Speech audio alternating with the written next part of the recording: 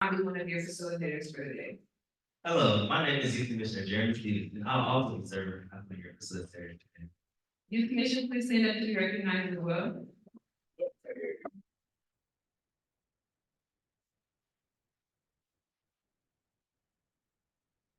We cannot forget to acknowledge the Office of Youth Service staff who serve as a vessel of support for our youth commission. Ms. Nicole Horn, who is the administrator of the Office of Youth Service.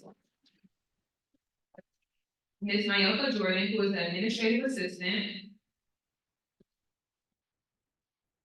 Ms. Sierra Dunn, who serves as a program coordinator. And Ms. Angela Kekla, who serves as a program supervisor. All right, before we introduce our panelists, we have a few housekeeping rules to cover. The youth commissioners have prepared questions for our panelists. Each candidate will have 3 minutes to answer each question. We will give you a 2-minute, 1 minute, and 30-second warning. We will then take questions from our in-person audience and virtual audience. Each of you should have received a comment card as you signed in. If not, please raise your hand and one of the youth commissioners will make sure you receive them. If you have any questions for our panelists, please write your questions on a comment card. We will pick it up and make sure your questions get answered. For our virtual audience, please write your questions in a direct message in the chat, and we will make sure that goes to answer as well. We ask that you respect our panelists, do not jump any questions, and give each candidate your undivided attention. Our panelists for today are Dr. Alika Anderson.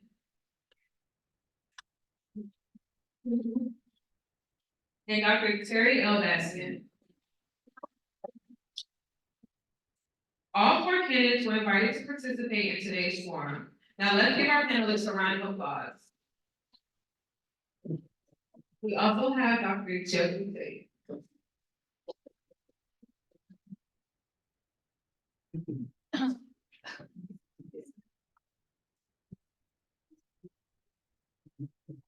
It's on the 16th. Yeah, it's on there. Or just switch them. I also have one more housekeeping rule. If you are running for office outside of the Clinton County chair, please refrain from passing out any materials earned. Okay, first question. Please introduce yourself and tell us why you're running for chairperson position. We'll start with Dr. Baskin. Thank you. Welcome. Good evening. This wonderful, beautiful day. I want to thank the Youth Services and Youth Council for putting this on. My name is Dr. Terry Baskin, and you know me as the tax commissioner in Clayton County. Come on, Mike, get moving. Can you hear me? Yeah. All right. I served the position as of 2022. I retired as the longest serving tax commissioner in the history of this county. I'm also the first African American to hold that position and the longest serving tax commissioner of this county. Prior to that, I worked in the office of Board of Commissioners as executive assistant under Crandall Gray. Prior to that, I was a police officer for the city of Atlanta for 22 years and retired from that position. The reason why I'm running, because I'm the best candidate that you're here tonight that serves very well as your county chair. I have leadership capacity, definitely. In my office, I made sure that I was the creator of the land bank that now serves you at this very moment. I'm also served currently on the Board of Development Authority for Clayton County. I serve in that capacity as Secretary Treasurer. Ladies and gentlemen, you will hear a big distinction between my opponents and myself. The best candidate that you're looking at right now for county chair would be Dr. Terry Baskin. Thank you very much.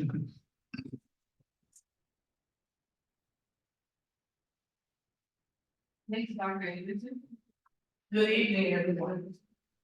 I can hear you. Good evening, everyone. Good evening. Good evening. It is an honor to be here tonight. I want to first thank the Youth Commission.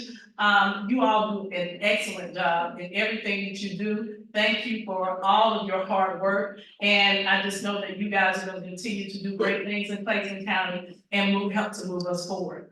My name is Dr. Alika Anderson, and I'm just going to let you know a little bit about myself. I came to Clayton County as a single mother in 2004.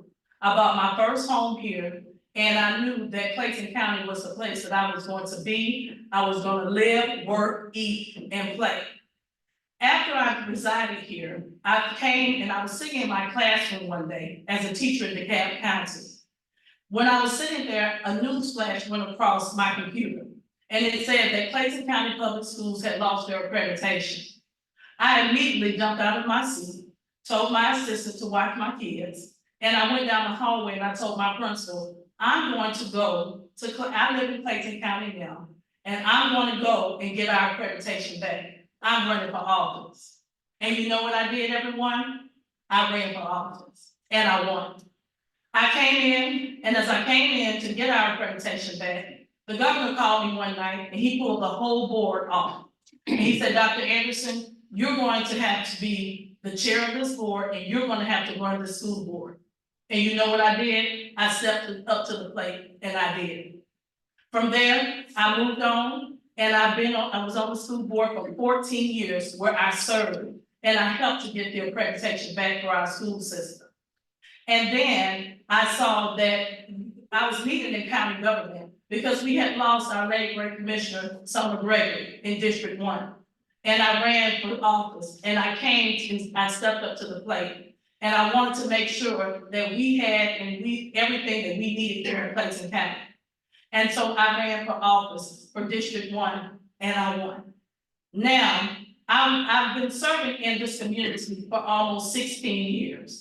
And I want to continue to serve for you because Clayton County, we cannot be left behind anymore. We've had the same people in the same places for 30 years or more, and nothing has moved in our county. We have not got any economic development going in our county, and we are a tier 1 county. And what that means is everyone around us is building but us. We pay taxes, we've had tax increases, we've had our escrows to increase, but guess what? We've not gotten anything for the money that we put into this county. So now I'm here and I'm clear about what I'm saying to you today. We've got to move Clayton County forward.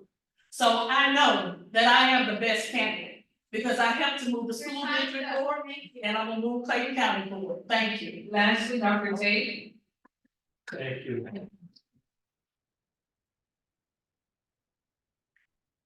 Good evening, everyone.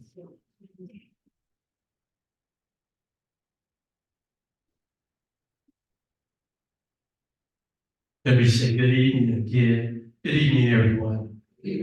My name is Dr. Jeffrey Tate, and I thank you all for the youth of this community for standing up and just allowing us to come forth and to be able to share our platform with you all. So we thank you for your commitment and your dedication to not just your community, but to political decisions that the people are going to have to make. And you're allowing them to be able to hear from the candidates. Now, I am the person that you all should choose. I am the person, I'm Dr. Jeffrey Tate, pastor of Greater Purpose Ministries. We also provide youth programs. We've been in this community for over 32 years. I've raised my daughters here. They're adults now. One of them is actually teaching in the school system. We also have, and the other one that's in Macon. But along with my wife, we've been married for over 42 years. So what I'm going to bring to the commission is I'm going to bring commitment, dedication, and the opportunity to truly move this community forward. I have a number of degrees. I have master's degrees, I have bachelor's degrees, I have associate degrees. I believe in education. I believe in advancing. One thing no one can ever take from you is your education. And that would allow you to move and grow and be great. Now, what's going on in Clayton County? She mentioned about us being a tier 1. And that is true. We are a tier 1. But you know, the thing about it is that our people, especially here on this podium, are part of the issue. concerning the community, being in a tier one position. I've been working in the grassroots as a pastor, as a community leader. I've been providing youth programs. Matter of fact, when we came into this county, we were the first organization to start programs such as ours, and that was Community Reach. And we provided tutoring programs, we provided summer programs of the art, and we did a whole lot of different things in order to empower the youth. So I want to guarantee you, me as chairman, I'm going to let you know that we will advance here. Again, tier one means that every one of your expenses are higher than our neighbors. Your insurance, your homeowner's insurance, your automobile insurance, your food, your gas, everything, and I can go on and on because of the fact of tier one.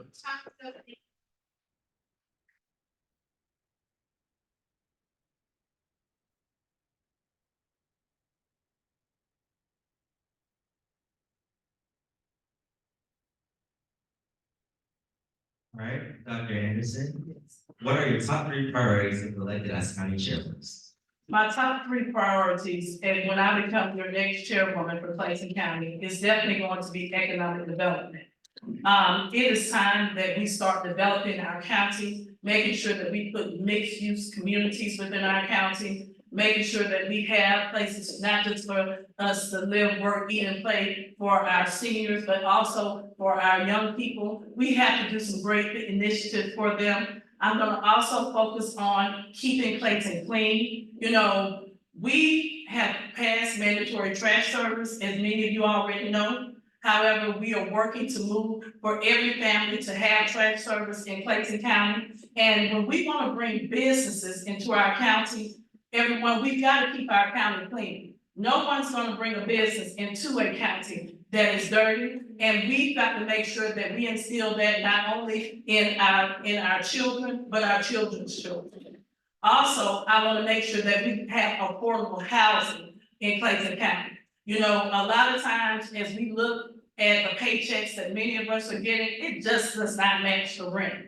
I have gone to Congress and I have spoke to us at our conferences up in DC, and I have talked to our congressmen and our congresswomen and let them know that we need help in Clayton County and throughout the nation. And I got a round of applause because everybody agreed that, you know, housing is important. We want to make sure that we have affordable housing and that people don't have to be out here, you know, out here pushing shopping carts because they can't have somewhere to live. So those are my 3 initiatives. I want to focus on economic development. I have 4 more that I want to go over, but I'm going to stick with them because I'm going to stick with the question. But what I'm going to say to you, Clayton County, is we have a lot of work to do. We need roads, we need bridges, we need everything throughout our county.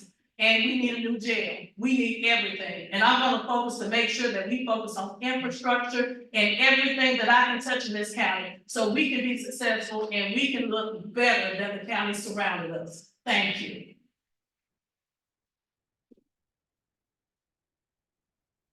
All right, the next question is for Dr. Tate. My question is coming.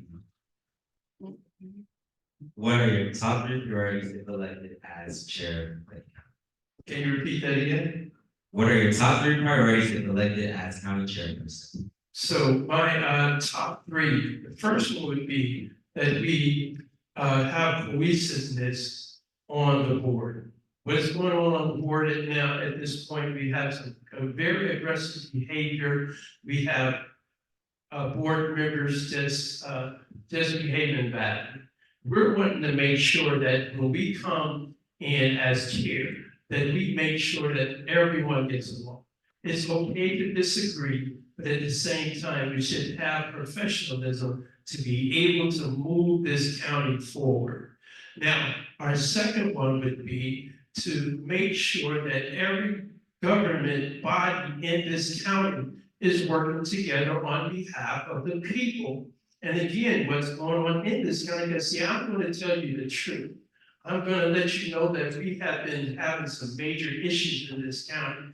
We're going to make sure that each governance body gets along and they communicate with each other to be able to bring this county from this tier one position.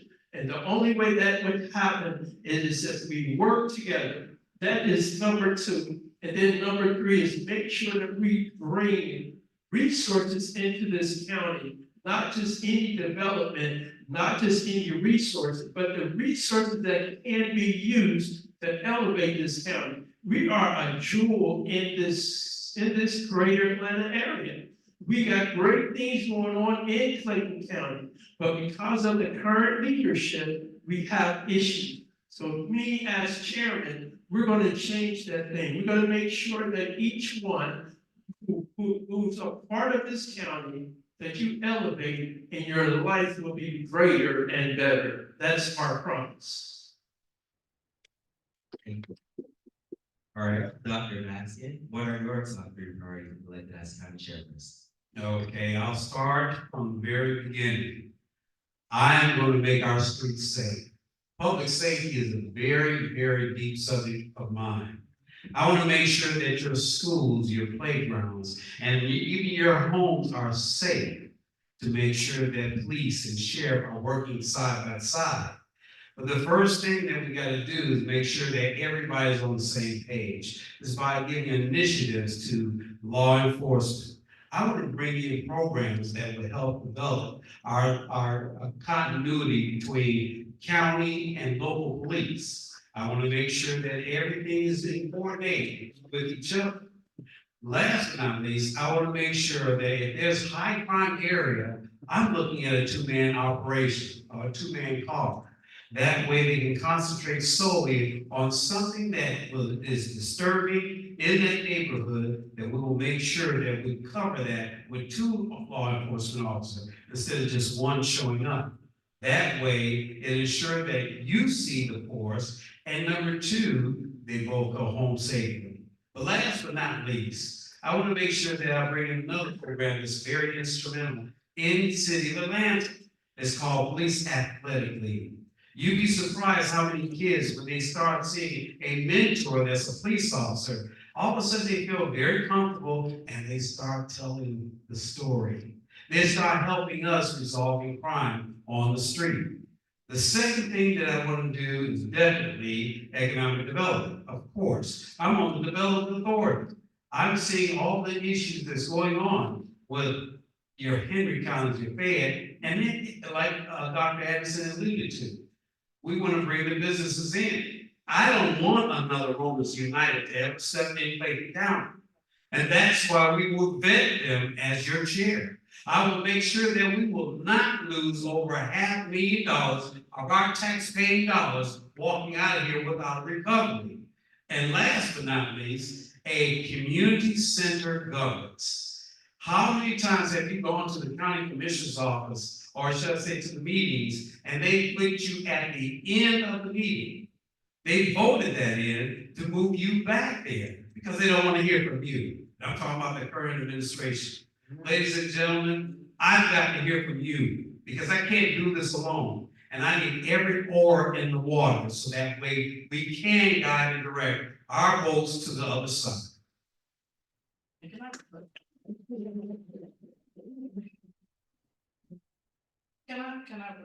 I just want the citizens to know that when we changed the public comment back to the end of the meeting, it was not that we did not want to hear from the citizens.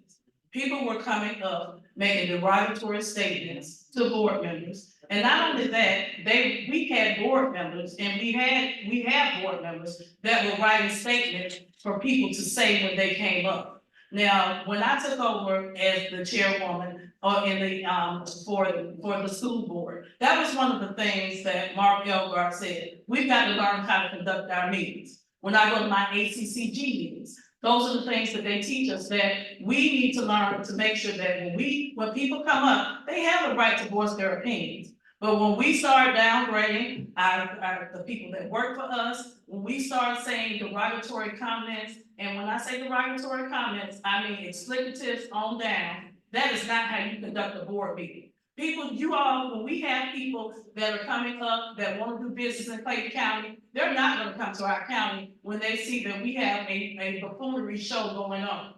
And so I'm not only gonna bring, I'm not only gonna bring it back to the beginning of the meeting, but I'm going to make sure that we restore the 3 minutes. And when I'm your chairwoman, I'm gonna make sure that the meeting is ran correctly and done the right way. Thank you.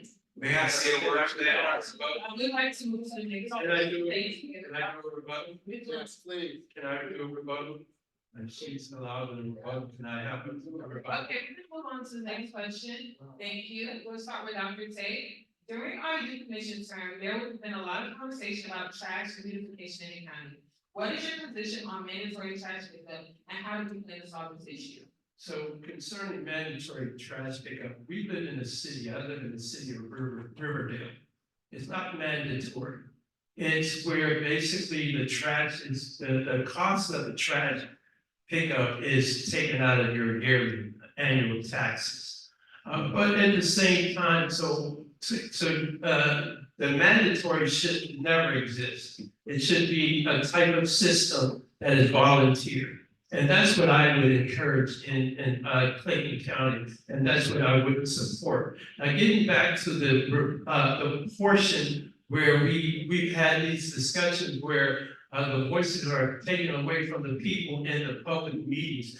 The bottom line is that we have a right to speak. You have freedom of speech, and no one should be able to control that. If the board is doing the correct work, and they're doing the correct thing concerning the citizens, guess what? The citizens wouldn't come with complaints, they would come with encouragement. But when you try to muzzle or silence people, that's when you have challenges. When you're not doing the work of the people, that's when you have challenges. There was a lot of things that's going on the board that had nothing to do with the people, and that's why we're in this tier 1 position. But I encourage you, support me, vote for me, you're gonna see a change. The voice of the people needs to be heard. And guess what? That's how we govern, by the voice of the people, not muzzling the people, but allowing them to share. Because they're in that situation, they're on the ground and living it each day.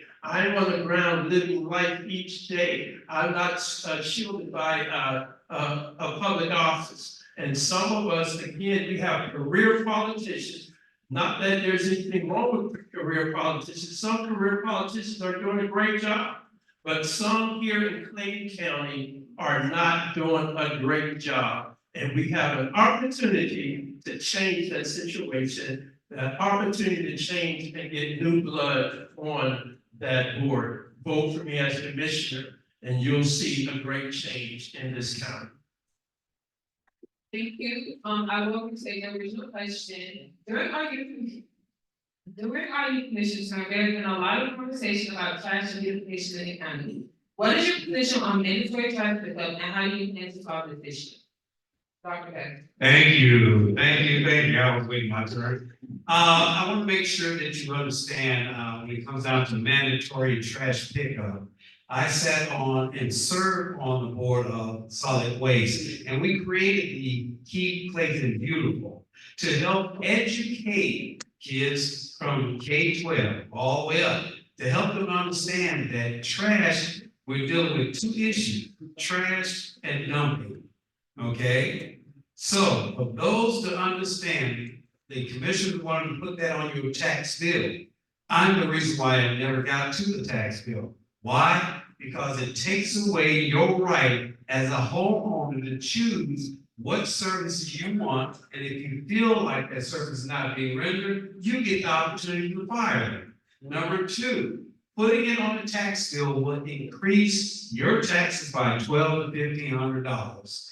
Is that what you want to do? No, because I don't want to do it. The last thing I want to see is my tax bill increase because of trash. So bottom line, if we're going to do anything, let's separate the two, the goats from the sheep. Let's make sure that we're dealing with dumping and we're dealing with trash picking. That's your prerogative and that is your right That's why I stood in the way and refused to allow them to put it on the tax bill. I also wanted to have a rebuttal to that statement beforehand. I got people sitting right here that's been on that commission for so many years. And if they're telling me that we don't want to hear all that, as tax commissioner, I allowed you to walk into my office and we talked about our differences. And even if we did not agree, guess what? You had that opportunity to express yourself. That's what it's called, coming with the territory. As your chairman, I want to hear from all people. I represent everyone, whether you vote for me or not.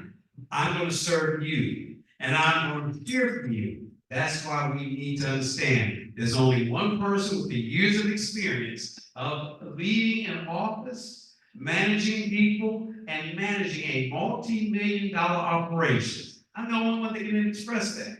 So this is why you need Terry Baskin in as your chairman. Now it's time to take action. Thank you, lastly, Dr. Good evening, and that's a great question. Now, when we talk about mandatory trash service, I'm gonna change it to compulsory trash service. Yes, Mr. Baskin has sat on the board, and yes, he did the Clayton Clean or Keep Clayton Beautiful initiative. Well, we were paying someone $60,000 of your tax dollars, and Clayton was never clean and it was never beautiful. Ladies and gentlemen, when we look outside today, even before we did the compulsory trash service, when you would look outside your house, you would see trash bags outside in the middle of the street. You would see dumping on the side of the road. You would see all types of things, all types of bags, everything behind the Family Dollar stores and everywhere. Clayton was never clean or beautiful. The purpose of compulsory trash service is to make sure that everyone, that means everyone, has trash service. So they don't have to throw their trash in the middle of the street. So they don't have to, they would have a Herbie outside, what we would call a Herbie back in the day, outside of their door for a price of $23 a month or less. And not only that, it would not be on your taxes. That is not true.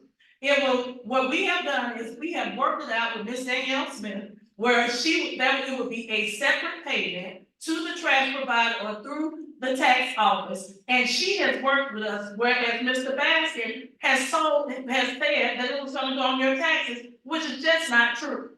It is not true. It is time that we keep Clayton clean and beautiful, and everyone needs to make sure that we have trash service. There's no other county out there that does not have trash service. If you go to DeKalb, if you go to Atlanta, everyone gets that Herbie curb. Everyone puts it outside and everyone puts their trash in. But when we look at the streets of Clayton, if you go down some of our roads, trash is everywhere. District 1, District 2, District 3, and District 4 is dirty. And so we've got to make sure that we keep Clayton clean and not just paying somebody $60,000 a year of your tax money to do nothing. We gotta stop that. We have to stop that. That is why I'm here, because I'm gonna make sure that your money is used the right way. I'm gonna make sure that we have the trash service we need. I'm gonna make sure that we keep Clayton clean. And that is why that's why I did the amnesty days. You were able to take those items, big ticket items from your home and take them to certain places. And that is what we need to do. We don't want you throwing out our bags. We don't want people throwing out their bags and trash everywhere. So that is why we need compulsory trash service. And we're going to continue to push it so we can keep Clayton clean, bring quality businesses in our county, and move our county forward. So if you want someone that's going to do the right thing and not just pontificate and talk their time up, all right? Thank you. I was mentioning it. Like, ask them some way, form, fashion. If we do this for public, they're looking at it, and we're not gonna get it, but the youth commission has worked hard on these questions, and they have support. However, you will get to speak at the end, so right under what do you want to say, and y'all can put it in, Madam Chair, that sounds good? Okay. All right, so we move over to the next question. Youth Commissioner Stephen. All right, this question is gonna be starting with Dr. Baskin, in your former current positions in the county, what tangible improvements have you made to better the county? I'm sorry, you all missed me on. You did, you missed it. For the trash pickup? No, yeah, you missed me. No, we started with you, but you went on to talk about the awards. You started talking about we did it over. I call for the question, thank you. So, we're gonna go back to you, Commissioner Stephen, and ask the question, sir. Steve. All right, this question I'll be starting with Dr. Baskin. I was saying, in your former or current position in the county, what tangible improvements have you made to better the county? In my position as tax commissioner, I made sure that when I created the land bank, it moved property along. In other words, I had problems with investors coming in to the county and purchasing property that they had no intentions of taking care of it or moving along. So when I created the land bank, I made sure that there was a mechanism set in that we put it out there for 25 cents on the dollar. When it's sold, they had 24 months to put it in conjunction with the community that it's in. After that, it beautified the whole community. It helped lift that community up. Number two, the second thing I did was create the Chief Financial Officer Committee. Every year, I heard from both the school system and the county, and everybody would say, hey, they get more than we do. Now, you have to understand, as tax commissioner, I collect for both state, county, schools, and all municipalities. But all of a sudden, I hear this bickering and arguing, and I said, no, let me bring these folks together, sit them down, and give them directives. And would you believe our finances mellowed out to a point where now the school understood what the county was dealing with, the cities understood what the school was doing when it come down to a financial picture. By that aspiration and leadership, this is where we are today, to make sure that we had a viewpoint of each and every position, that we're able to work together. That's what I bring to the table as chairman. All right, now for Dr. Anderson, in your former current positions in the county, what tangible improvements have you made to better the county? So, with my tangible improvements within the county, what we have done, because it's not I. When there's no I in team, when I work for the people. And what I've done is listen to the people. That's the first thing that I did. And find out what they want, especially in District 1 and throughout the county. So what we have done, and not only from District 1, 2, 3, and 4, because I do work with my other commissioners on the board, and no matter what anybody says, we may not always agree, but we have all worked together to move this county. Number one, I have increased the wages for all of our law enforcement, first responders, and all of our sheriff's department people. We have made sure that we have given them a tangible raise. I have also brought those departments together, and we come together and we do a golf tournament here on Lake Spivey, where we raised $60,000 this year, almost $60,000 this year, so we could help with the general things that all of those 3 or 4 departments need. I've also made sure that we raised our wages within Clayton County. When I got here, I think we were about at $10 an hour on some of our jobs. Now we're starting off with $15 an hour. When you come in, when our kids even come in, our youth come in and they want to work at the water park, now they have a great wage with $15, $25 an hour, and they're able to work during the summer and save some money.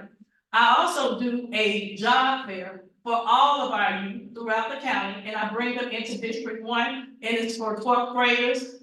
We know that everybody's not going to college, and so I made sure that we do a job fair, even for the kids that are going to college, but for some of our kids that just want to go into the workforce, we've also worked to do that. I work with the police department, fire department, also to make sure that our students go into those jobs. They are now going to jobs with the fire department, with the police department, whether they're going in to be firefighters. I've worked with that program and helped with that program. It's when Commissioner Gregory was alive, as well as giving ideas for our police department to hire for the 911 operators.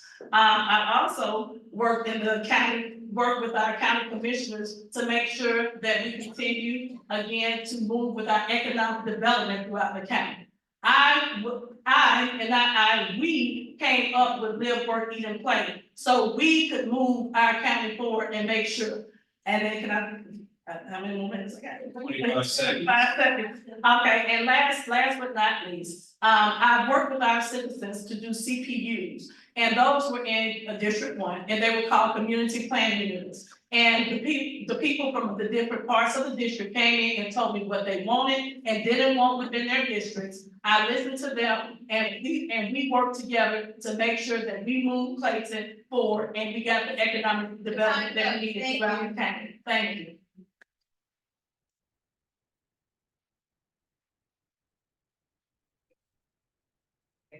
Next question. Following the shutdown of the Rainbow House in 2023, what actions will you implement to support the homeless and at-risk youth in the county? Additionally, how do you plan to redistribute funds to assist them and proactively mitigate potential abuse in youth shelters to prevent this from happening? I think you're punishing Dr. Taylor. Yes. This again. No. No, but can I answer the question that was just posed? Sure, that's fine, we weren't punishing you, the question. No, she said, I didn't say that. Should. You should punish them. Just ask for, Dr. Bassett and Dr. Anderson, because they had previous, elected positions within the county. But at the same But if time, you would like yes, I to go would. right ahead, you won't punish. Yeah, I would love to answer. Because see, what's going on is the fact is that you do not have to hold a public position in order to make change in this community. Again, I've been in this community for over 32 years. When we first came into this community, we started programs that had never been in this community. And because of our programs, our programs were modeled in this community.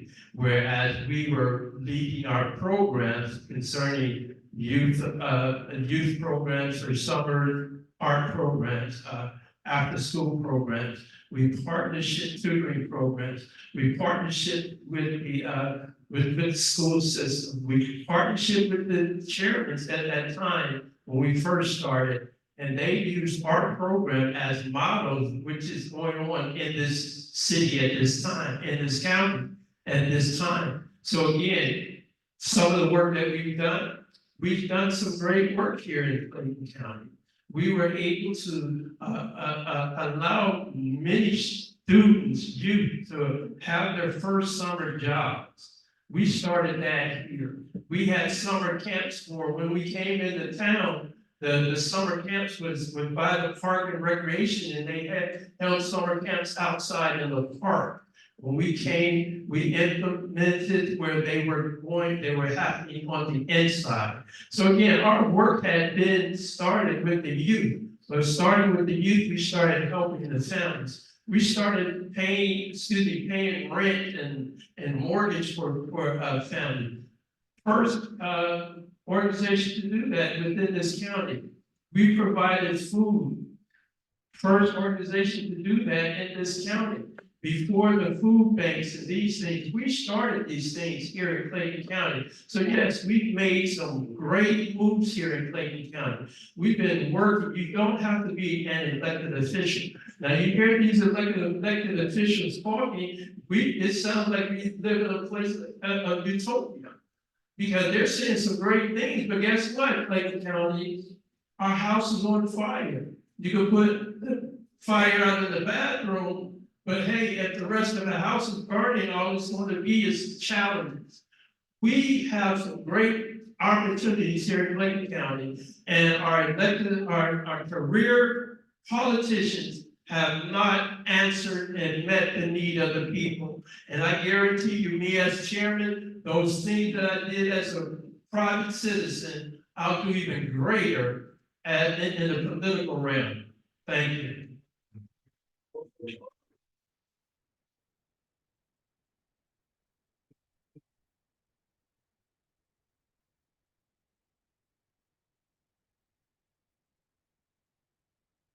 Following the shutdown of the Rainbow House in 2023, what actions will you implement to support the homeless and at-risk youth in your county? Additionally, how do you plan to redistribute funds to assist them and proactively mitigate potential abuse in youth shelters to prevent from happening? Was that for? Oh, I need you to repeat that one more time. Yeah, these mics are funny, so. Excuse me.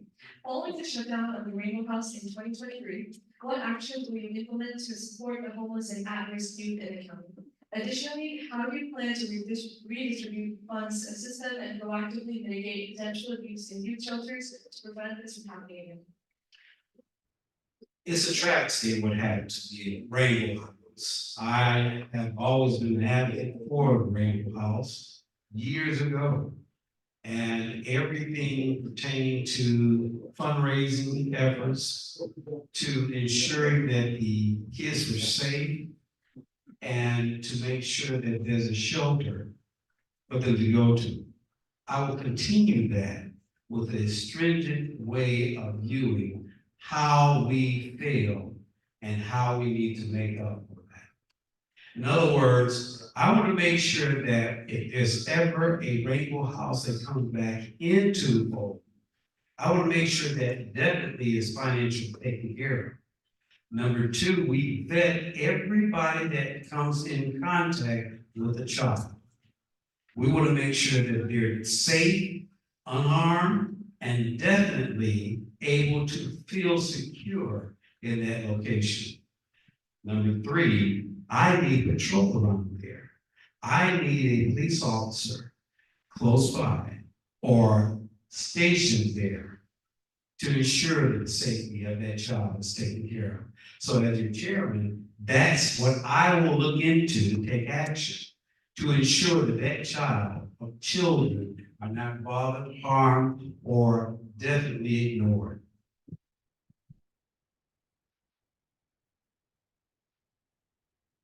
Thank you. You're welcome. Following the shutdown of the Rainbow House in 2023, what actions will you implement to support the homeless and at-risk youth in the county? Additionally, how do you plan to redistribute funds to assist them and proactively mitigate potential abuse in youth shelters to prevent this from happening again?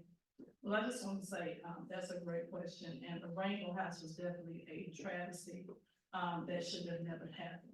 But the first thing I would do for those children that have gone through that abuse is to give them some psychological counseling.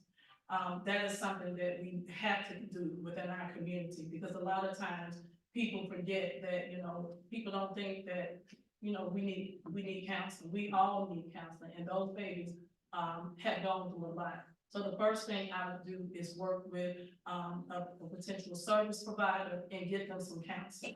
Also, I would re-enter them possibly in the foster system and get them into some good homes until we found places for them to go. To make sure that we did criminal background checks on those people and make sure that they are put somewhere until they find a home, in a good home, through our foster system here in Clayton County. Also, and you said some of the things that I would do is there are organizations within our county that we can work with to help those children as well, as far as that mental health and as far as making sure they have what they need. And the last part, can you tell that last part one more time? How do you plan to redistribute funds to assist them and Okay. proactively? And so there, we've had people to come to us at the board meetings that have similar facilities such as the Rainbow House.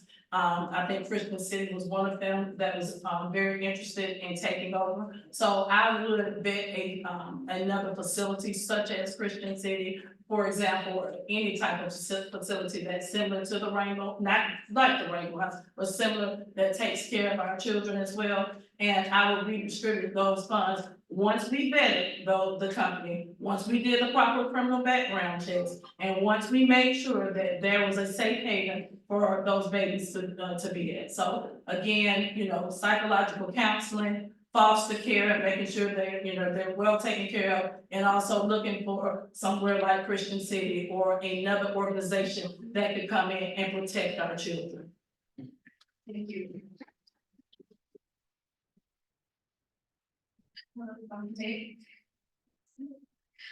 Following the shutdown of the Rainbow House in 2023, what actions will you implement to support the homeless and at-risk youth in the county? Additionally, how do you plan on to redistribute funds, assist them, and proactively mitigate potential abuse in youth shelters to prevent this from happening? Yes, our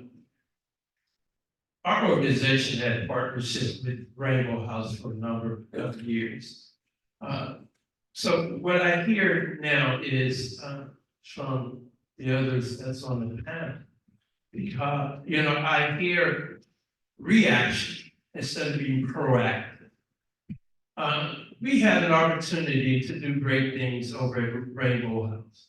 Our organization, Community Reach Incorporated, is doing great things in partnership with Rainbow House.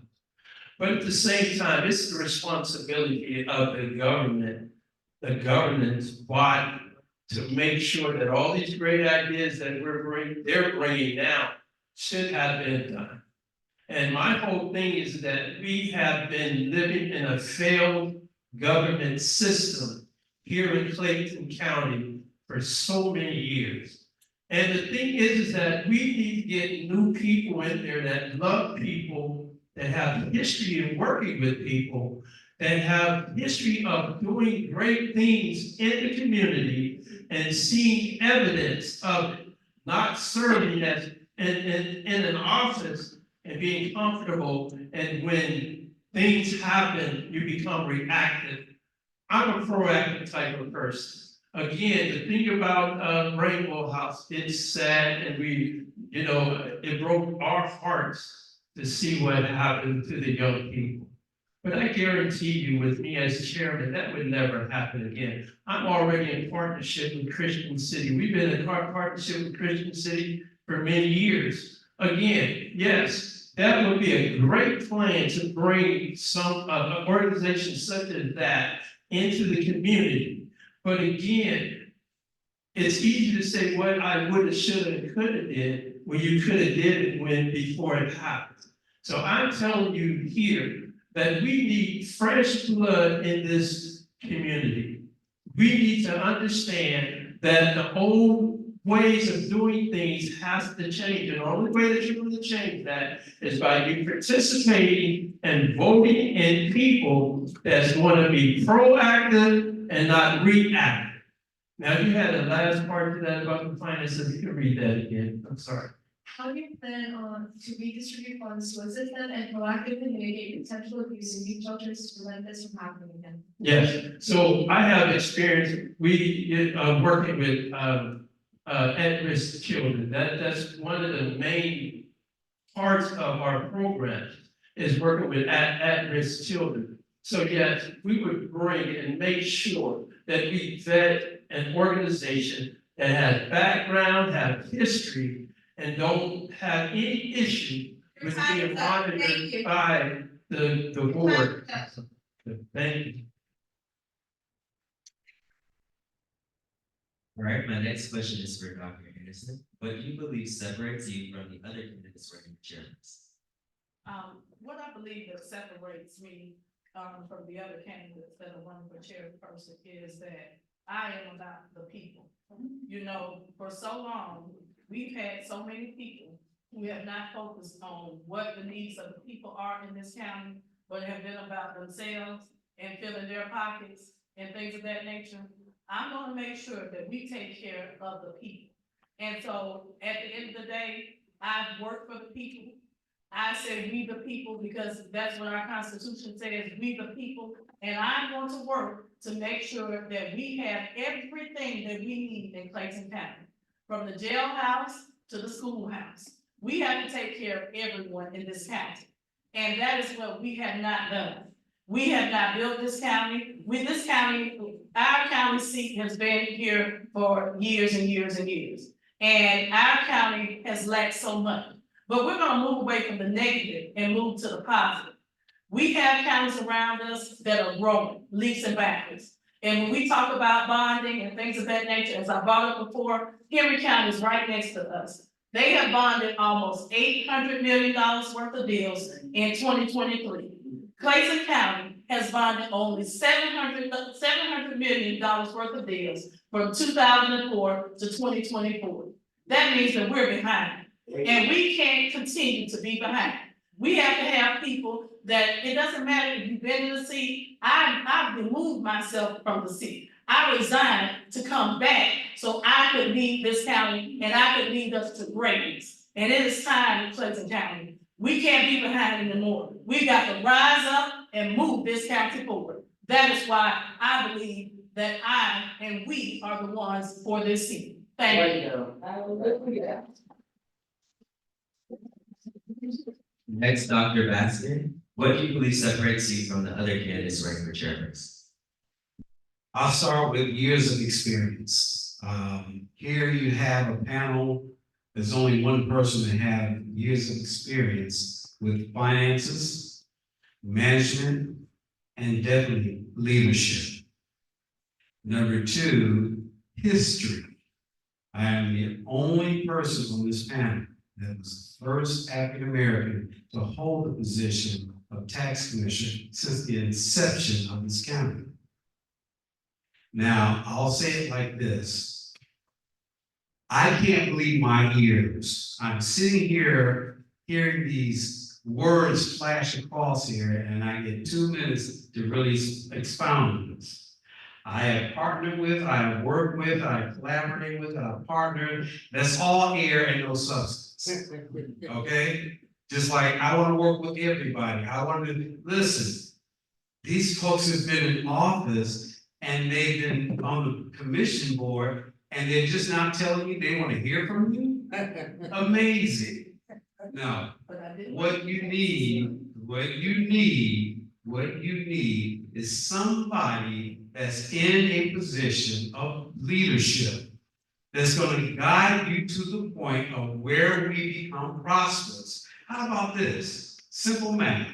Here's where we are, here's where we need to be, and here's the direction to take.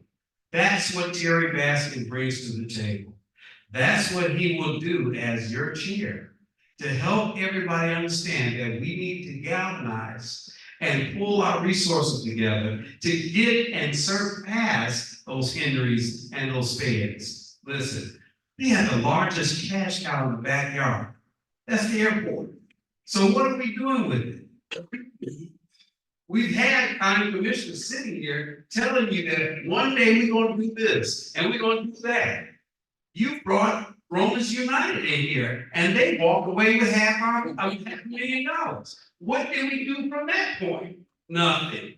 And then you have somebody, a novice, sitting here saying, hey, career politician. Really? This man has been in 3 different elections and lost. So you won't give the keys to the car to somebody who don't know how to drive. I'm telling you right now, ladies and gentlemen, to distinguish myself from the two, I'm telling you, I am the only one that promotes leadership in this county. That's why you need a very good chair in this position. This question is for Dr. Tate. What do you believe separates you from the other candidates running for chairman? So let me correct a lie. And I'm just a real person, okay? You all have to pray for me as I pray for you. I ran for one other office. I have not ran for 3 offices. I ran for one other office. But that's what politicians do. Okay? So go ahead. So I mean, I ran for one office. I'm not sure who you think I am, but he known me for many years, and I've known him for many years. And I understand that our property taxes were, and the Avalon taxes are a millage rate. So if you think about it, we've always been overtaxed and underrepresented in this community. So again, yes, he did hold an office for a number of years. He did do that, but just because you're a career politician doesn't mean you do a great job. Now, again, thank God that we do have a staff that works with the tax commissioner. So you have good people working with you, you can do a good job. But at the same time, there's some issues. Now, What distinguished me from each of these people is the fact that I am not a career politician. I only ran for one office. And the reason that I lost that office because people didn't vote. So 800 people voted out of 15,000 people. So again, what we're wanting to do is that let you understand that voting is what's going to help change this community. We don't want to continue on the path that we've been going for many years. We've been going on this path and there's no progression. Over 14 years, we've been a Title I. I have, excuse me, I'm sure when I say Title I, because we've worked as a Title I provider for over 13 years in this community. And and that's why I shouldn't say that. But at the same time, I have great experience, I have great background of working outside of politics and getting things done. Our programs extended to a number of different cities and states throughout this country. So again, I do have the background. I do have the training. I do have the experience of balancing budgets and managing employees, hiring and firing employees, because that's what I did as a business owner, and that's what I do. So at the same time is that we can sit up here and we can make up lies on it, so know the truth.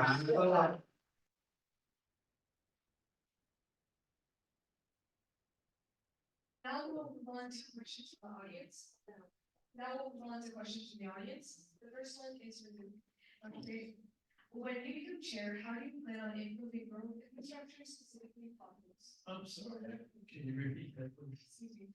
When you become chair, how do you plan on improving road infrastructure, specifically potholes? Yes. I would say one second. There's a lot of talking behind us. Can you all please keep it down so we can respect our panelists and you commissioners? Please, please speak. Okay, so your asking the question was, what would we do for the potholes? Concerning, can you repeat your question one more time? When you become chair, how do you plan on improving road infrastructure, specifically potholes? Yeah, the thing about it is that we have a serious issue in Clayton County concerning the roads itself. Again, I live in Riverdale. And there, we just had our roads done and completed. But then when you ride into the unincorporated areas of Clayton County, you can tell that you're in a different place. Now, one of the things that we would do is as commissioner, I would make sure that we hear from the people and that the people would report what is going on in the community. And then from that point, we would do the job. We would not wait until an election or when I'm campaigning or when someone else is campaigning to fix the roads. And that's the history of Clayton County. When there's politicking going on, things get done. But right after that, things fall back apart. So again, I want to encourage you as chairman, I would hear the voice of the people. See, the commissioners don't know that there's a pothole in front of your house unless you report it. So the thing is that we would want to hear from the community, and by hearing from the community, we'll meet the need of the community. Because again, the voice of the community is what's going to bring us out of this tier 1 condition, that we are over-policed, we're under-financed, the resources are lacking because of our position. And it is because of career politicians that just don't have an idea how to make things work in a community. And I guarantee you, me as chairman, with my partnerships that I've had for many years, we'll be able to connect and bring and make change here in Clayton County. Again, yes, if we can partnership, and again, because of this tier 1 issue, we have people, organizations, corporations, developers really don't want to come to this area.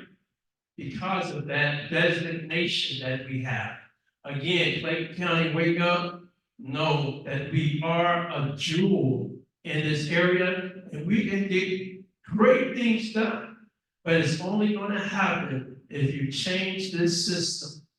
They had the opportunity, don't give them another one, because we may not be able to get out of this next 4 years. Thank you. The next question is for Dr. Baskin. Now, Dr. Johnson, when you become chair, how do you feel on improving road infrastructure, specifically potholes? You know, I'm sitting here once again, and I do believe that it was up to Dr. Tate. We live in a dark place in Clayton County. I believe that our roads and the conditions of our roads is due to heavy trucks. We do have a SPOS, let's not forget that. We have a SPOS in place that allocate monies for that purpose. Our roads and everything that's needed, sidewalks. It's already established. As your chairman, I will see it through that we do have a SPOS program, but it's not fully, it's fully funded. But we're sitting on this money and we're not utilizing it. So as chair, I will expedite that to make sure that all roads are taken care of. The potholes are filled because we have money there allocated, so we can go ahead and move forward with that. It shouldn't be a big issue or a dark issue. Ladies and gentlemen, you live in Clayton County and you need somebody just to nurture what we have and be proud of it. I don't know if my panels feel that way. I do. I see a major plus in living, playing, and eating here in Clayton County. We just have to get better. That's all. I remember there was a commercial that once said, I didn't make the product, I just made the product better. And I think for Clayton County, that's exactly where we are. We need to make the product better. And with sound leadership through Terry Baskin as your county chair, we will make it better.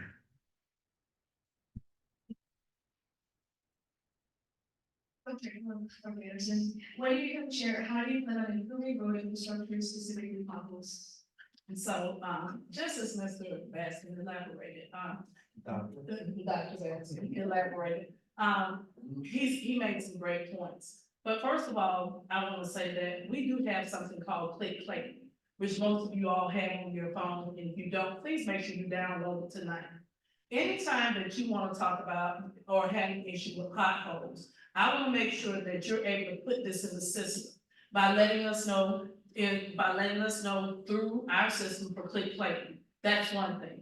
Also, each commissioner has a person which in their office that you can call, a constituent aide. You can call that person and let them know if there's a pothole issue or anything within your district that you want to get fixed. Now, we do have a SPOS, and our SPOS should be used to fix those potholes and things of that nature. But guys, we've got to start thinking outside the box.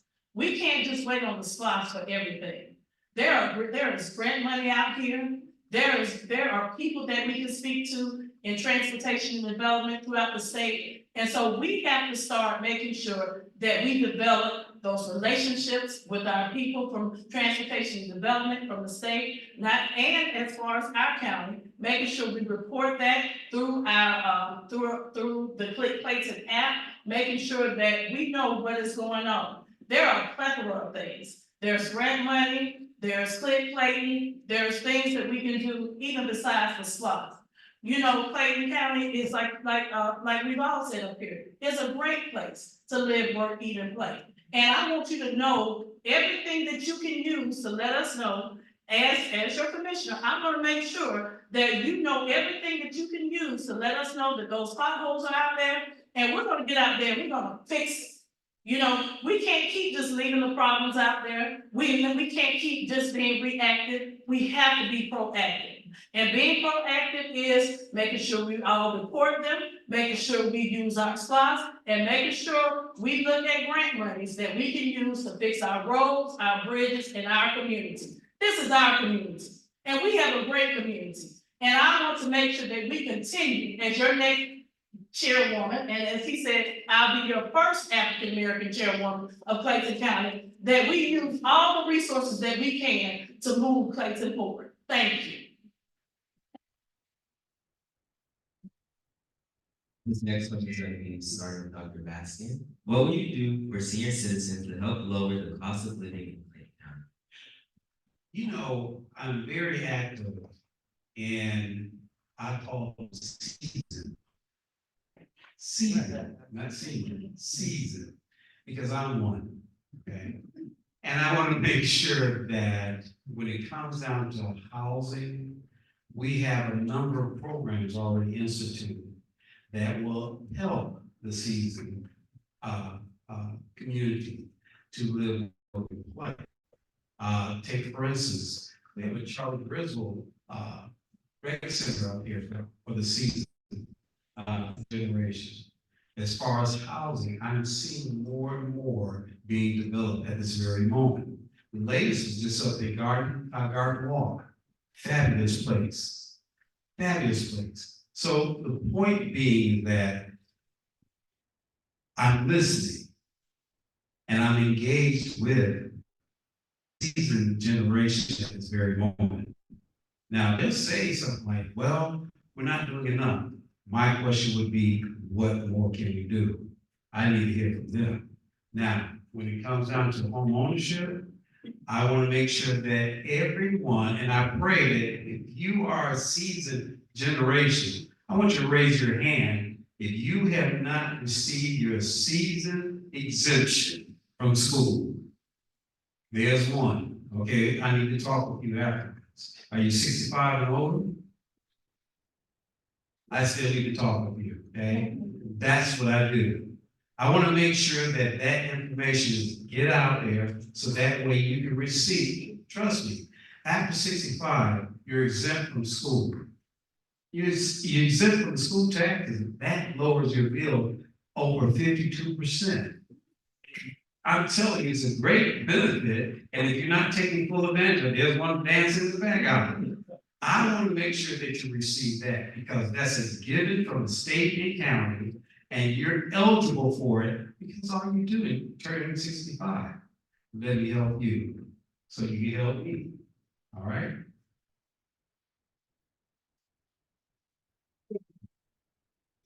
All right, Dr. Anderson, what would you do for senior citizens to help? I think you got me again.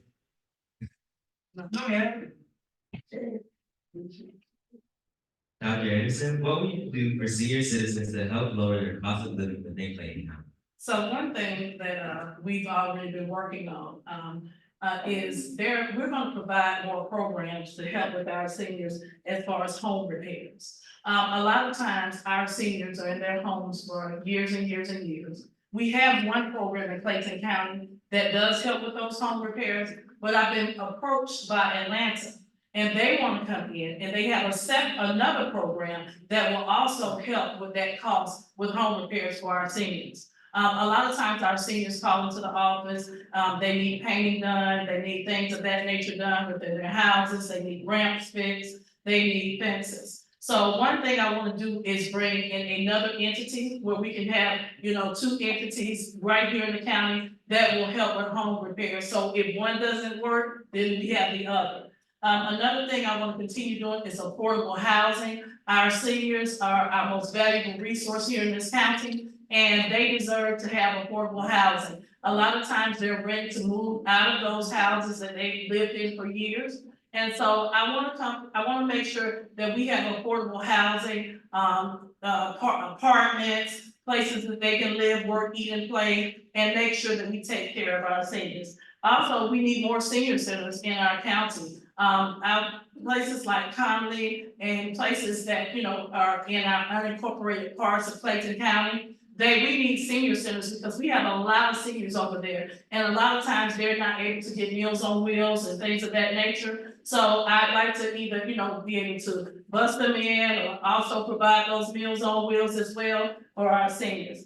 Also, I want to continue to work with organizations such as MARTA. MARTA comes in and they have food pantries that they bring to our senior centers and they feed our seniors. So we want to make sure that our seniors are eating well, living well, and being able to live out their days gracefully and successfully and being in great spirits as they, as they go through their senior lives. So thank you.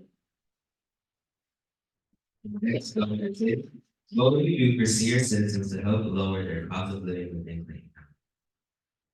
So I work a lot with the seniors and involved, with seniors, because again, I am a senior also.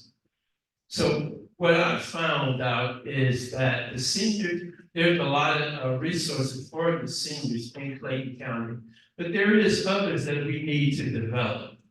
But at the same time, one of their, what I found and what they've been telling me is one of the main things is communications. Because of the technology and the technology change and growth, they're saying that the county has resources and, but they're not getting to them. They're not hearing about the resources. So what I would do is, as chairman, I would make sure that we develop have liaisons that would be able to communicate directly to the community, the senior community, to make sure that all the information and resources that we currently have some great resources here in Clayton County for the seniors. But again, if they don't know about it, they can't use it. So again, we want to make sure that communication gap is fixed, where the seniors would be able to receive the resources that they deserve and earn. Now, also, I'm going to make sure that our seniors are kept busy. Another thing that I found out is that the seniors, they're wanting to be involved. So one thing we're going to do, we're going to make sure that those recreation centers we have, the senior centers that we have, we're going to make sure we partnership the youth with them, that they can be able to share what they've experienced to help the youth. One of the things that's going on in this community that the youth don't have much to do. So again, we're wanting to make sure that our most valuable people, which are our seniors, and then our youth, we want to make sure that they're connected. And I guarantee you, as chairman, again, it's about the voice of the people. Again, it's easy to say, after serving in a political realm for many years, to say what you would have, should have, could have did. I want to share with you, because I, would be the first term in office as chairman, I don't have to say what I could have, should, or would have did, because I've been doing it. And it just be in a political realm. So I encourage you to really visit and look at what is going on in this community. Look and see the effect that the Tier 1 is doing to your life, your personal life, and see what it does as a Tier 3. Thank you, Tier 3. Dr. Anderson, what support would you put in place for small businesses? Well, I would say currently, as I work with our small businesses, we brought in the Urban League to Clayton County. And the Urban League not only works with small businesses, but they also work with our nonprofits. So that is one of the things that I would do to make sure that we provided our small businesses, but not only just loans, but looking at grants and things of that nature. I would also do small business seminars, which we already do. And when we have small businesses to come into the county, we have those seminars where they get to introduce their businesses. And also, we also work and we do business of the month. When I tell you that just really is a great thing that we've done here in Clayton County, because we look at those small businesses, we go out, we give them balloons, we give them a plaque, and we post them on our Facebook page, Instagram pages, and things of that nature. And when I tell you that is just the best thing for those businesses, it makes, it makes a big impact on that business and it brings in revenues for those small businesses. So those, focusing on making sure that we, work with the Urban League, making sure we feature our small businesses every month and all those great businesses. Those are some of the things that I would do to work with our businesses and nonprofit organizations throughout the county. Thank you. What support would you put in place for small businesses? I would put in the support where we would work through an incubator. Also to help the business side to understand, you may open the doors, but how do you sustain yourself? I will work definitely with the Chamber of Commerce to nurture that relationship, because through their program, they have clear understanding what's needed for small businesses. As I said before, you can open your doors. The question is, can you sustain that? Can you make sure that you understand where you need to go to get funding to help you sustain yourself throughout the years? As far as accounting, you gotta have a strong accountant with you. So they need to understand the mechanisms of not only opening their doors and nurturing, also to work to fellowship with other small business owners. Chamber's very, very, very good with that. I mean, every year they have a dinner to highlight the small businesses of the year. So with that in mind, they have a clear understanding of what needs to be done. As chairman, I want to welcome them first to the county and help them understand that government is behind them too. You must understand, in this world, small businesses is what drive the economy. So to be a part of the growth of that small business, they need to know that their county is behind them also. That's what I would do. Thank you. Dr. Tate, what support will you put in place for small businesses? So, I've been in a small business for over 32 years. Actually, I've been working in Clayton County for over 32 years, but I've been a small business for almost 40 years.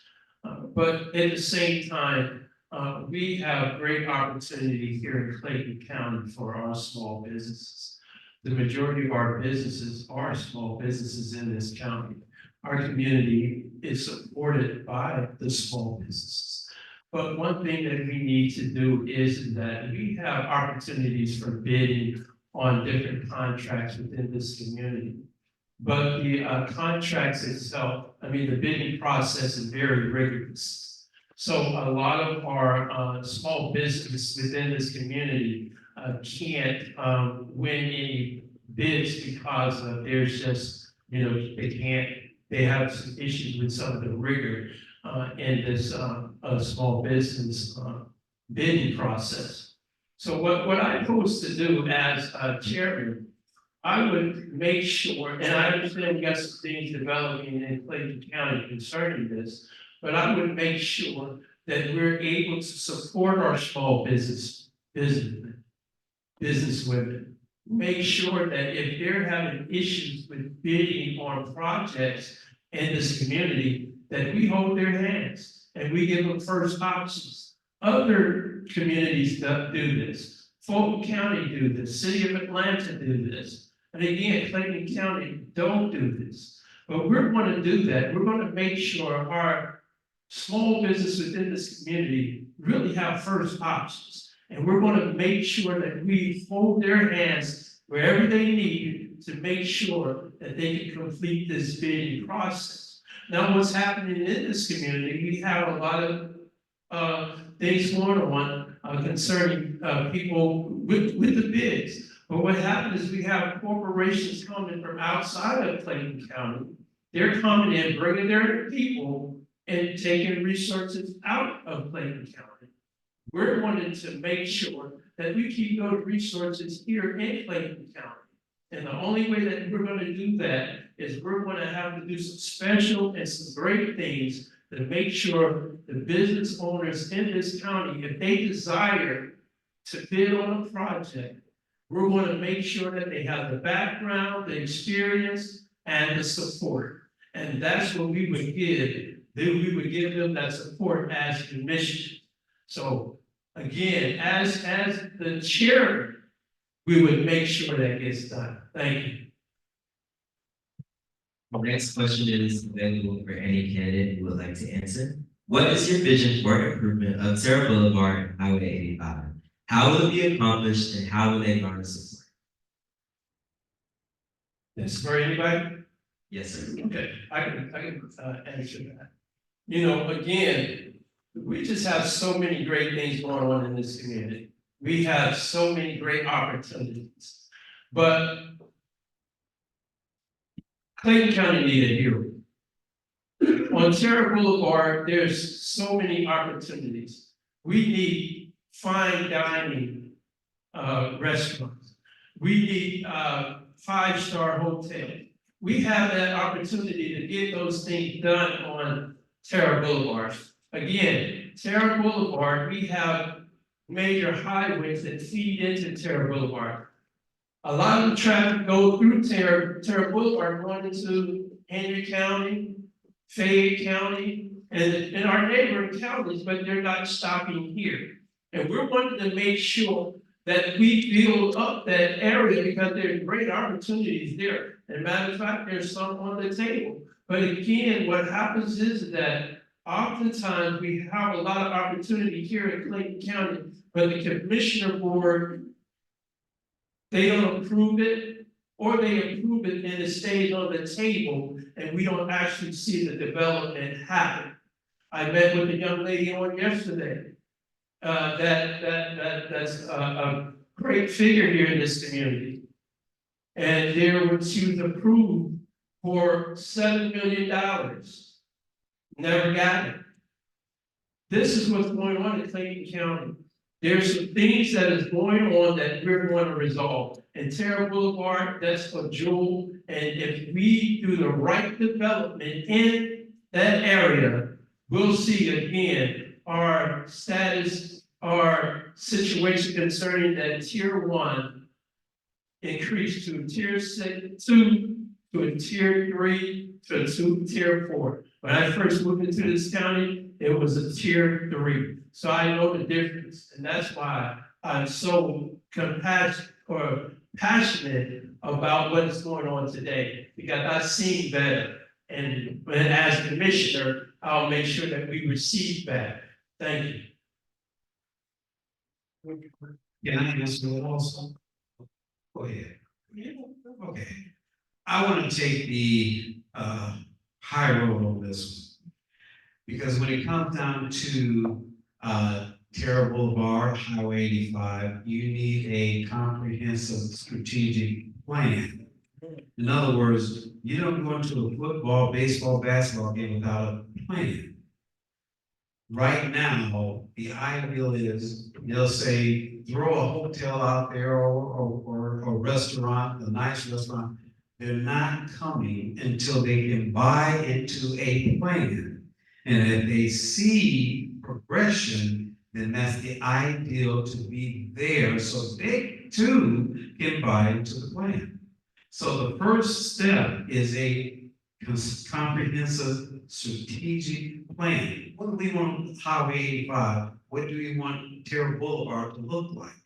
What businesses do we want to line up to entertain those going through? Because I'm one that truly believe our sales tax dollars sit right for us, by us, and we have no amenities to attract those businesses in. That's why we need a game plan. And if it's strategic within the next 2, 3, 5, 10 years from now, you will see the changes take place because we laid the groundwork through a plan.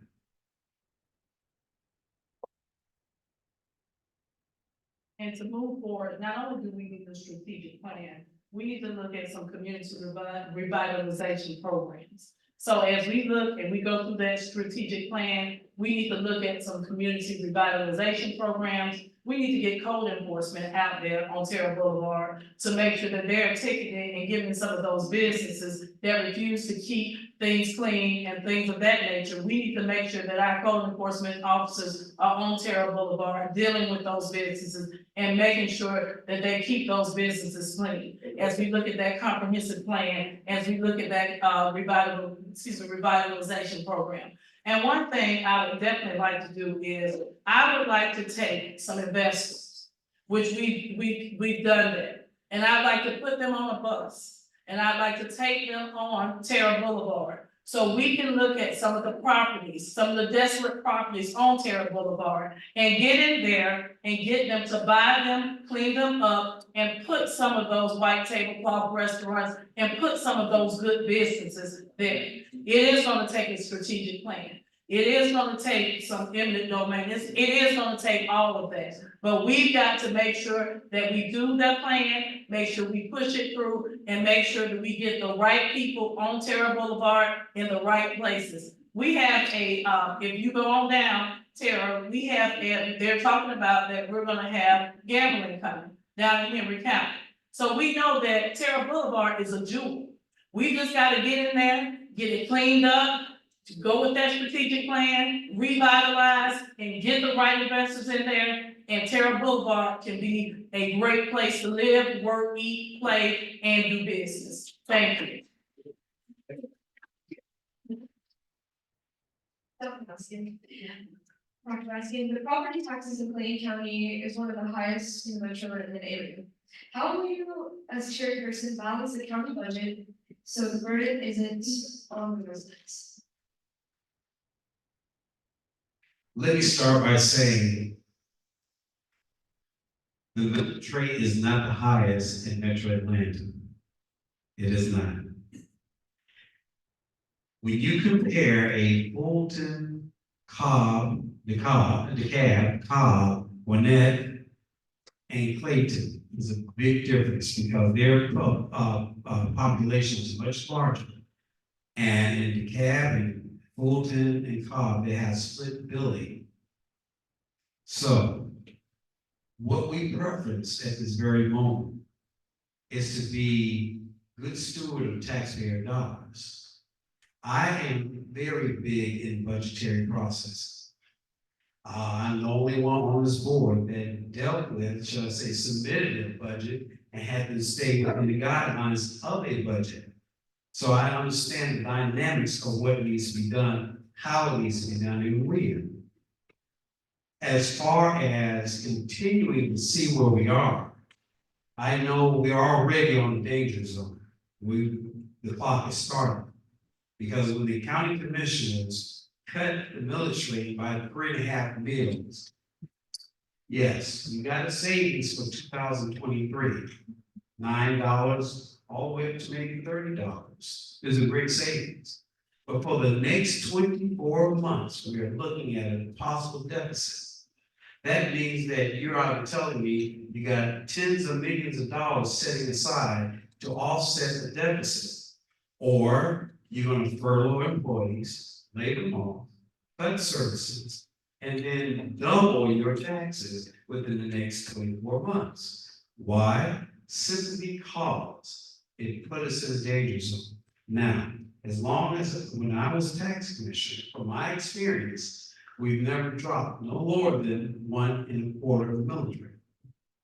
We have to be good stewards of what we've been doing. They've been doing it for years, and the deficit was mild to a point where we made it through. Right now, we have to be fiscally responsible for the next 24 to 36 months to ensure that. That's what I said. I'm the only one with that experience. I'm the only one that can actually arbitrarily help this county through the dark waters that we're about to face.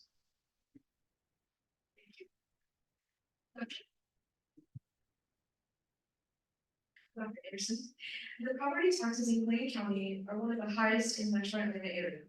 How will you, as chairperson, balance the county budget so the burden isn't on? So I want to first of all say our budget is balanced.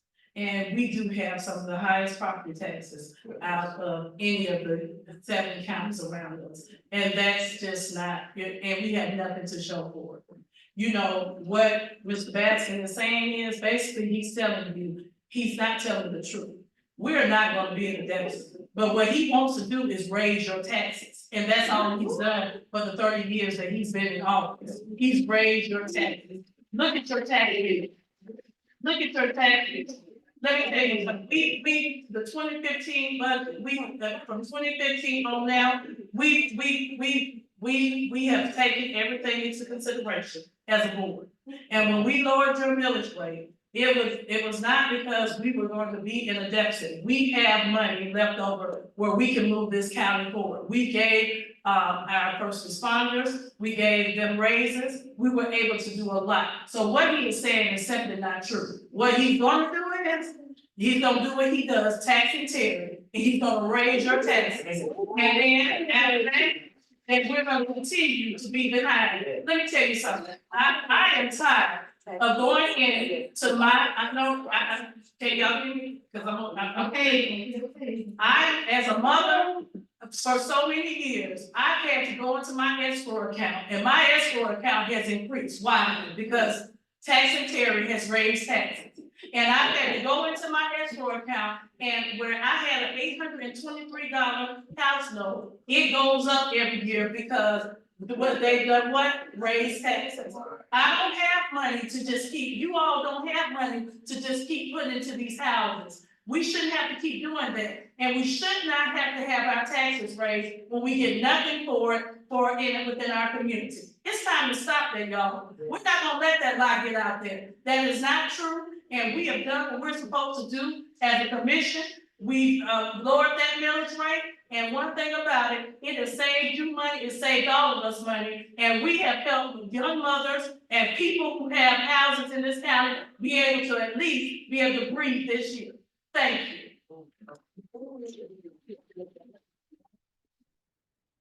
Dr. Davis, the property taxes in Lane County are one of the highest in Metro Atlanta area. How will you, as chairperson, balance the county budget so the burden isn't on the residents?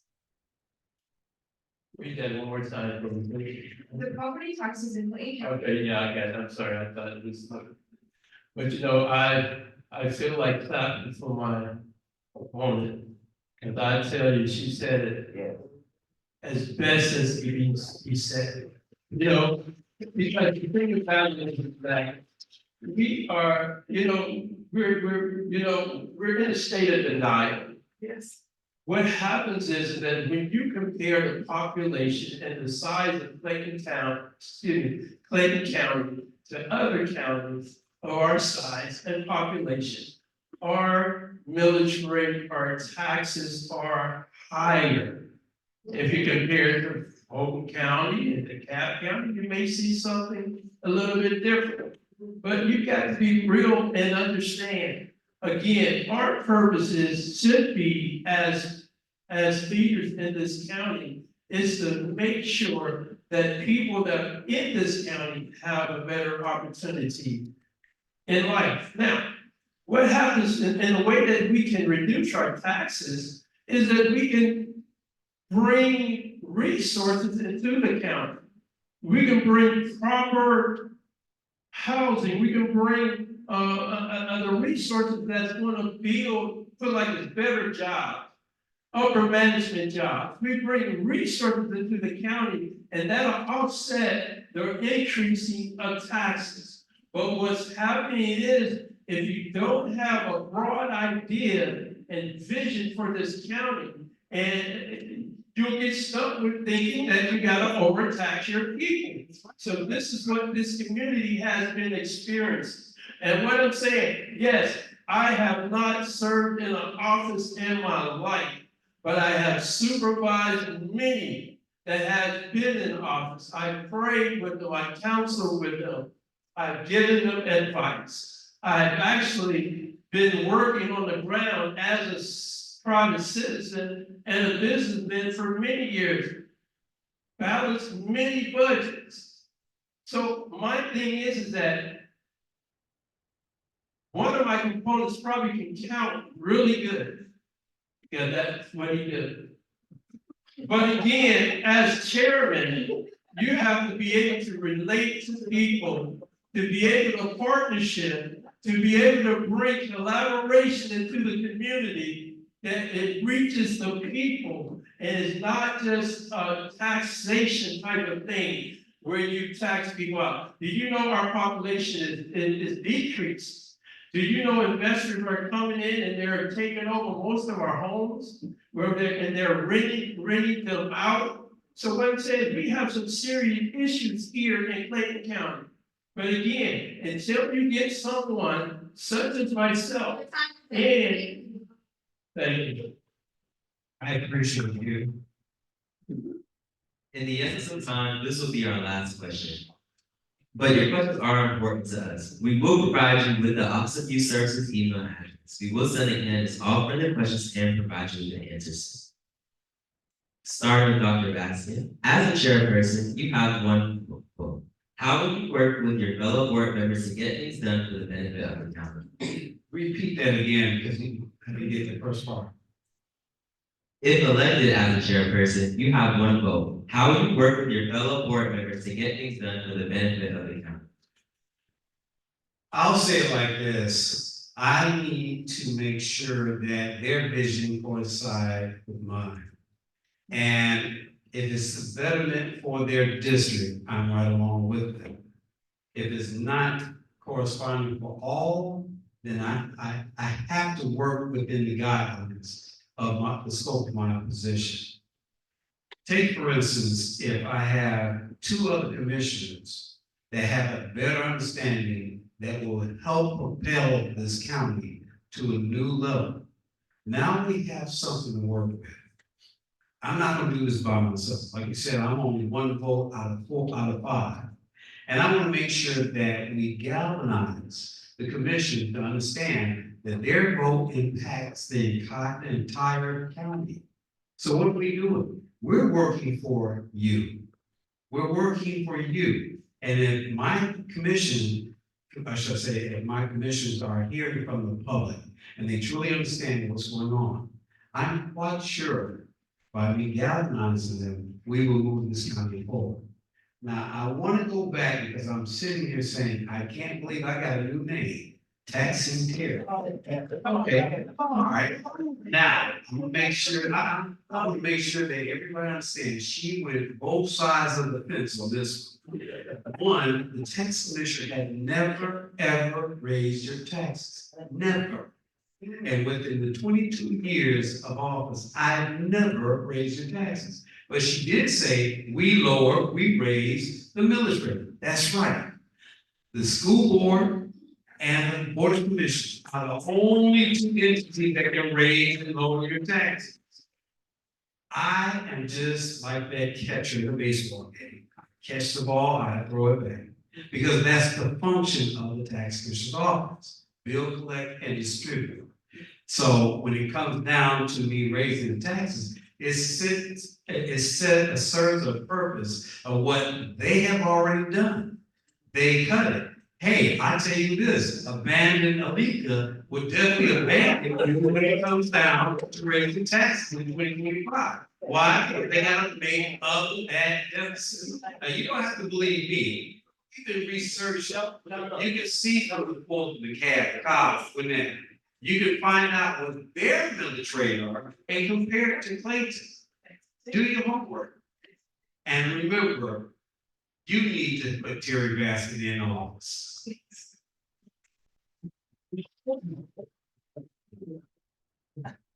Dr. Anderson, if elected as a chairperson, Thank you, Ms. Mr.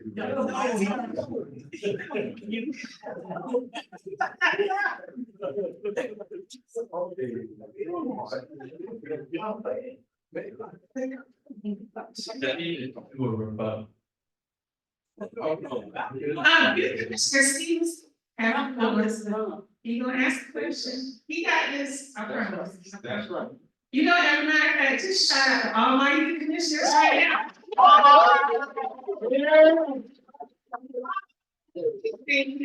Appreciate you. And our parliamentarian youth commissioner, Hodges, we appreciate you. I like her. Thank you. If elected as the chairperson, Dr. Harrison, you have one vote. How will you work with your fellow board members to get things done for the benefit of the county? Well, I just wanna say, as far as working with my board members, that's gonna be a great thing, because we haven't, in about 20 years, had board members that all work together. So as I move and as we move into the position, I'm going to meet with every board member and do a SWOT analysis. Because I wanna know what the strengths, weaknesses, opportunities, and threats are in their district. And as we do our SWOT analysis, I wanna look and find out what they need, especially for their districts. A lot of times, we have to go before the board to get monies and things like that, for each commissioner. But I wanna give each commissioner, down in Henry County, for example, each commission district gets an allotted, amount of money where they can have different things within their community, whether it be a concert, whether they wanna feed the homeless or anything like that. So I want our commissioners to have the autonomy to do things within their district and also give them the funds that they need to do it. And we will make sure that that they use their fiduciary responsibility in the correct way. And again, meeting with those commissioners, also giving them a part, making sure that as we as we get ready for our meetings and we build our agendas, making sure that they build the agendas together with me as well. That's one thing that I think is very important, because a lot of times we've seen things on the agenda that had nothing to do with the agenda that we had seen before. So I want to make sure that they're there to help build those agendas with us, and also have a real work session. You know, I just think that we need to have a real work session within it can start during the day, the evening, but just working through those issues before we get to the board meeting. So we can make sure that we've heard, from our citizens, we've heard from our commissioners, we've heard everything. And therefore, when we have that real work session and sit down, because that's what we did, that's what I've done before, through the school system and in on other boards. So making sure we have those real work sessions, working together, finding out what each commissioner needs in their district, and giving them their own budget as well. Thank you.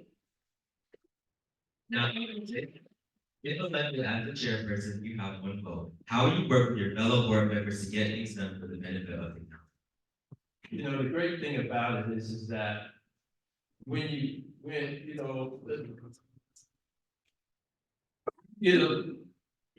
along and you do the right thing, you can be able to partnership and do some great things.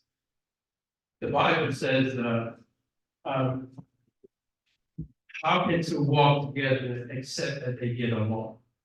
So what I would encourage is not about separating the finances and things like that. What happens is that I would make sure that we have our differences in private and resolve them in private.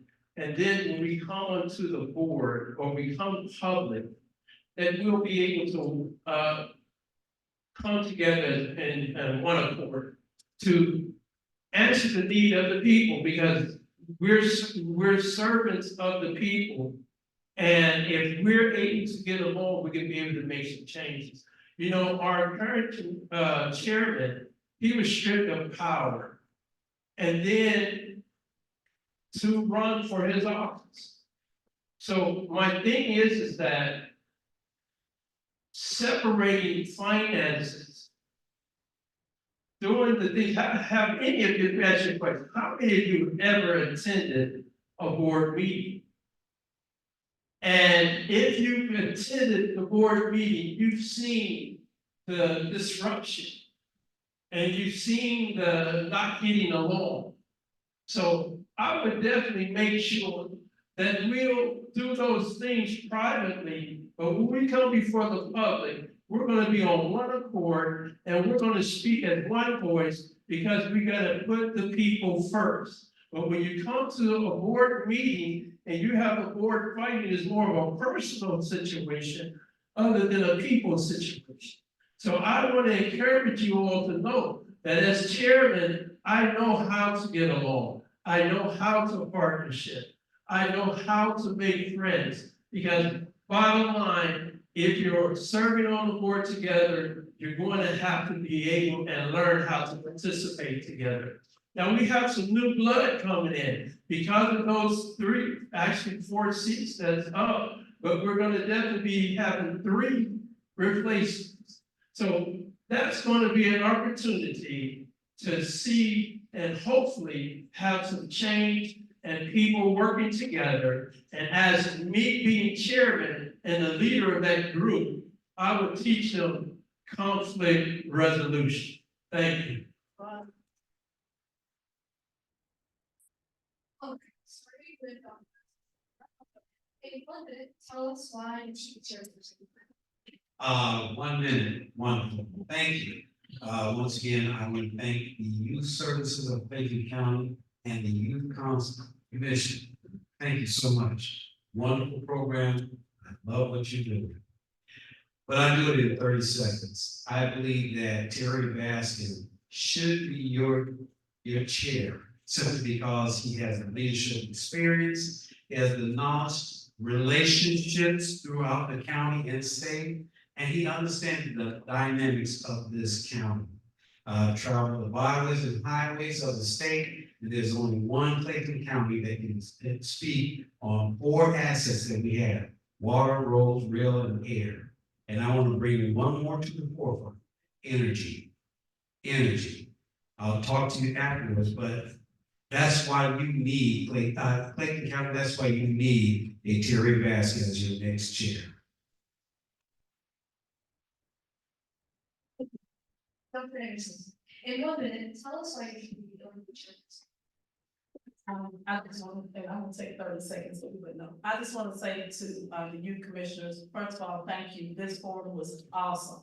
When I say it was one of the best forums I've attended, I just want to say thank you for all of your hard work and your dedication. Clayton County, it is time for us to move forward. We've been here, we've been down this road, and we keep going down the same road. We've got to move our county forward.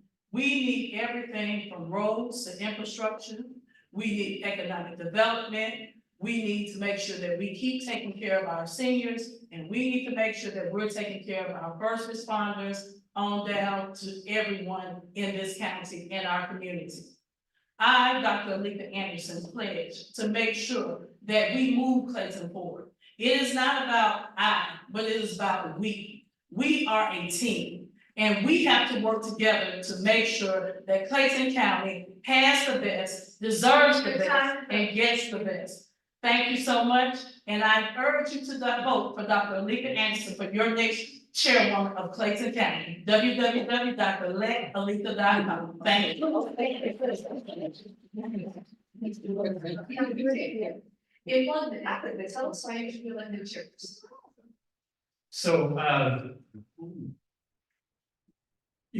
think that, Clayton County needs a hero. I truly think that because of our history and what has been going on in this community, to be in position in this area as we're a jewel. I mean, we have opportunity to do great things here in Clayton County. But to see the condition that we're in, again, I remember when we were at Tier 3, that's what drew me to this area. I've been working in this community for many years trying to maintain that Tier 3 with the grassroots work that we were doing. But at the same time, I've seen over 14 years us being in a Tier 1 community. Now, you must understand what that means. Really? Wow. Okay.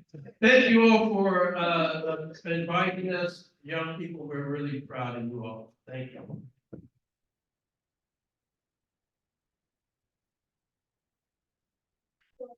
I'm the vice chairwoman. I, took place for the chairwoman. The Clayton County Youth Commission would like to thank our panelists for participating in the Meet the Cannabis Forum. Thank you. We will also individual audience for attending as well. We would, Everyone give yourselves a round of applause.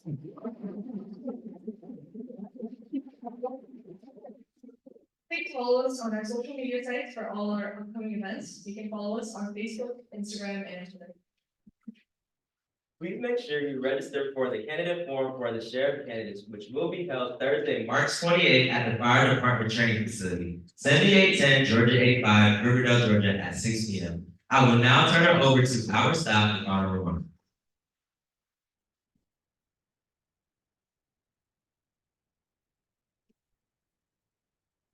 Okay, good evening, everyone, and thank you all again for coming. Like we said before, we will take questions that were not answered and send them over to our candidates. And then we'll have them respond to us and we'll post those answers to the questions for you on our social media pages and on our web page. Also, at this time, I would like for all of our youth commissioners to come up, just so that we can give them another round of applause and they can take a picture of them. Thank you all again. And we will post a recording, sometime next week on our webpage. So if you, type in Clayton County Office of Youth Services, you will see the recording on our webpage as well as our social media sites.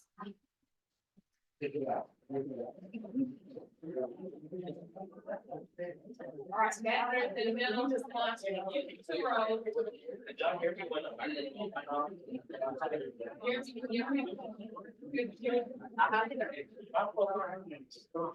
Robert and